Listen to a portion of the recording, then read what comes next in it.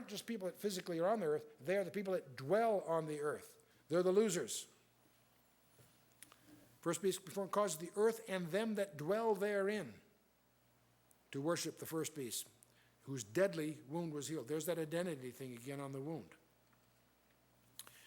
And deceiveth all them that dwell on the earth by the means of those miracles which he had the power to do in the sight of the first beast, saying to them that dwell on the earth that they should make an image to the beast which had the wound by a sword and did live. Notice how many times this head wound is alluded to, 3 times here in the passage so far, as an identity thing with him somehow.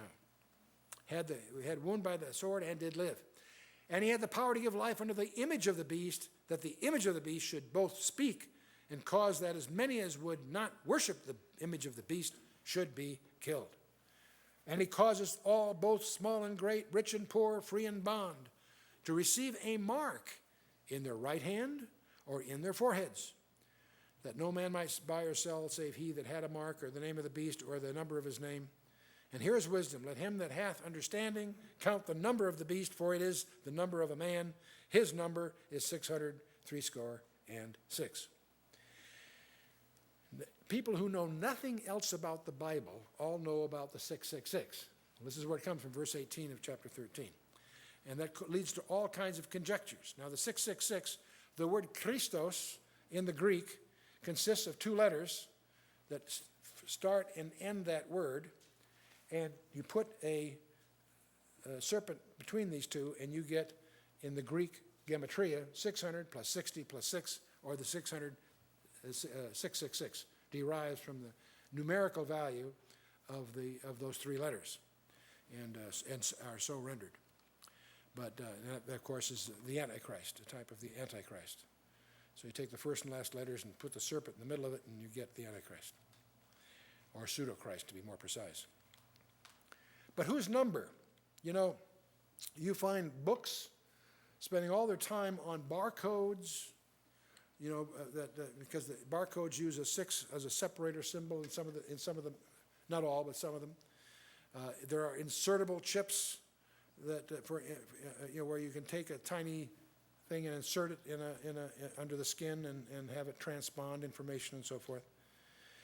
There are all these technologies which indeed can be useful in protecting a person's identity, to avoid identity theft, and that's becoming an increasing concern in the modern culture. But that's not what it's talking about. Clearly, these technologies permit a dictator incredible power. That's not the point. They overlook that it is his number, not ours, that's the issue. It's not your PIN number or whatever, or social security number, that's the issue. It's his number that you take visibly as a sign of allegiance to him. Now, you may need to do that in order to get a identity that you need. I realize his control, that's going to be very effective. But the point is, it's his number and name that is the critical identity. So take whatever credit cards you've got or whatever other things, that's not the issue. But if you pledge allegiance to this leader by taking on his identity on your forehead or your arm, that is an absolute barrier to ever being saved. You've picked your choice. Well, we know in God's time, please, it's getting close to the end. I thought I would show you something kind of interesting. I think I'm indebted to Clarence Larkin for first observing this. It's interesting that if you take the segments of Israel's history, that if you take the literal period on the calendar, say from the promise to Abraham to the Exodus, it turns out to be 75 plus 430 years. That's 505 years. But during that 505, if you subtract the years that don't count, namely the ones in which Ishmael had suzerainty, which was 15, you get 490 years. You say, well, okay, what's that got to do with anything? Well, if you go from the Exodus to the temple, it was begun in 1 Kings 6, verse 8, and it's completed in, so you got 594 years plus 7, so you get 601. But from that calendar time of 601 years, you subtract the years under the judges when they were under servitude.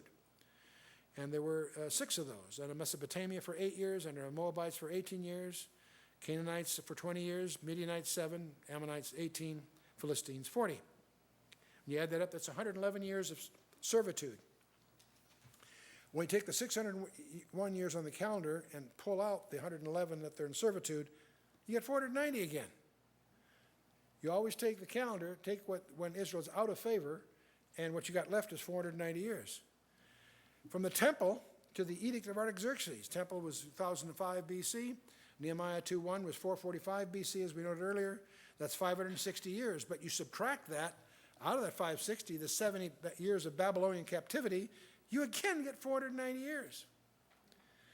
Now, when you see all this, you remember in the New Testament when they asked Jesus, how many times do I have to forgive my brother? 7 times? What did he say? 70 times 7. You and I assume that's a figure of speech, and indeed it is. But it's also the period of time that God forgave Israel. The 490 years, then you owe me 70, remember? From Artaxerxes to the first Advent, that was the 69 weeks of Daniel's prophecy, call it 483 years. Then we have a church interval that we don't know how long it is. But whatever it is, the 69 weeks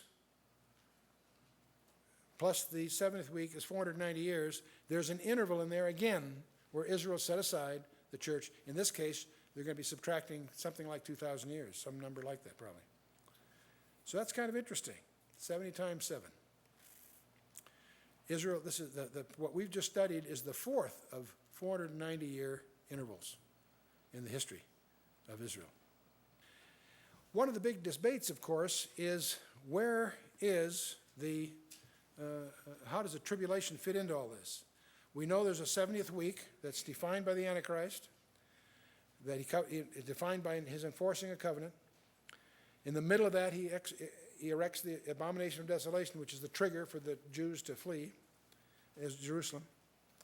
From there to the end is Great Tribulation, which ends, of course, is interrupted by the Battle of Armageddon, where Jesus intercedes, his second coming, he sets up the millennium. The question is, where does the rapture take place? There are those that believe the rapture of the church takes place at the end, that the church goes through the tribulation. People who believe that, first of all, usually do not know anything about Daniel chapter 9, because it doesn't fit. There are some that realize that the church does not go through the tribulation. They recognize, though, the tribulation starts in the middle of the week, so people who hold that view are called mid-trib people. There are some that it's a variation of that called pre-wrath. He uses that term, but Rosenthal has published that popular book in that area, and it's basically a variation of the mid-trib position. And of course, as you probably gathered, most of us hold the view, doesn't mean we're right, but we hold the view that the rapture takes place prior to, not only before the tribulation, before the 70th week of Daniel. And in fact, I want you to notice that it doesn't occur at the beginning of the 70th week. There's an interval, we don't know how long, between the rapture and the beginning of the 70th week. What happens in that interval? The Antichrist can't show up until the rapture takes place. When the Antichrist is revealed, there's an interval of time, it might be 1 day, it might be 30 years, for him to rise to power where he can enforce this covenant. So there's an interval of some kind there. Now, the post-trib people, I'd say many of the denominational churches, have some problems. First of all, they deny the teaching, the New Testament teaching of imminency. All through the New Testament, we're taught to expect him at any moment. That's called imminency. He could come before this meeting's over. He'd come tomorrow morning. We are told to expect him at any moment. That's a doctrine of imminency. If you believe that the rapture doesn't take place till at the end of the tribulation, you've got all kinds of things that have to happen before he can gather us. That's contrary to Scripture. It also, the post-trib view requires the church to be on the earth during the 70th week. Israel and the church are mutually exclusive. Don't take my word for it. Do your own study. But I think you'll discover, if you're diligent, that Israel and the church are dealt with separately. According to post-trib, the church experienced God's wrath. We were promised several places we were promised not to experience his wrath. 1 Thessalonians 5:9, Revelation 3:10.